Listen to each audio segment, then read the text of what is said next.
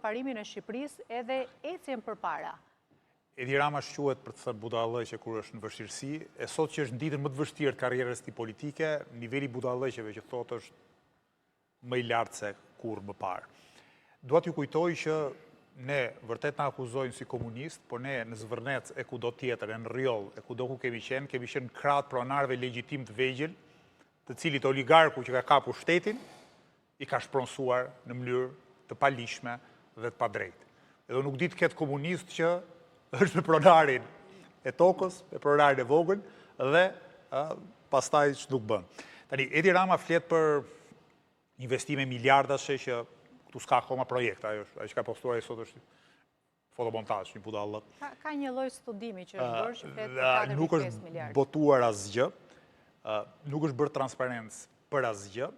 Mirë po, unë prap ndaj një shqetësim kur vjen puna tek kuptimi i zhvillimit thjesht se i hedh lek pa pyetur për ligjin, për ekuilibrat, për mënyrën si hidhen këto lekë e kështu me radhë.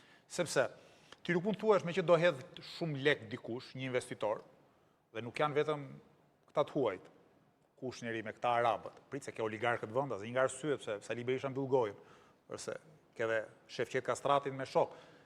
Allajbeu nxori artikulli Lindita Çelës sot, si një përfitues të dytë të mundshëm të kësaj gjëje. Problemi këtu është që nuk mjafton vetëm... A nuk do punojnë bizneset shqiptare? Ja, do të them, do të dalte aty. Nuk mjafton vetëm të hedhësh para. Se shtrohet pyetja. A ka kosto mbi fjala mbi impakt mbi natyrën, mbi trashëgiminë kulturore, hedhja parave? Se përndryshe, pse mos ndërtojmë kazino në qafën e pazarit? Pse mos shkatërrojmë Butrintin edhe ndërtojmë një resort turistik? Pse të mos ndërtojmë një shtëpi të madhe publike në Kalan e Krujës? Po të puna vetëm para, rëndësi ka të hidhen para, rëndësi ka të investojnë para, këtu mund të justifikohesh çdo lloj gjëje. E dyta, duhet pasur parasysh diçka që investimi në turizëm, sigurisht mund të jetë i suksesshëm, mirë po nuk është një lloj si investimi në fusha tjera ku puna ka një produktivitet më të lartë. Se po ju shtroj një pyetje. Nëse do ndërtohet resorti në Zvërnec, sa muaj të vitit do punojnë punëtorët aty?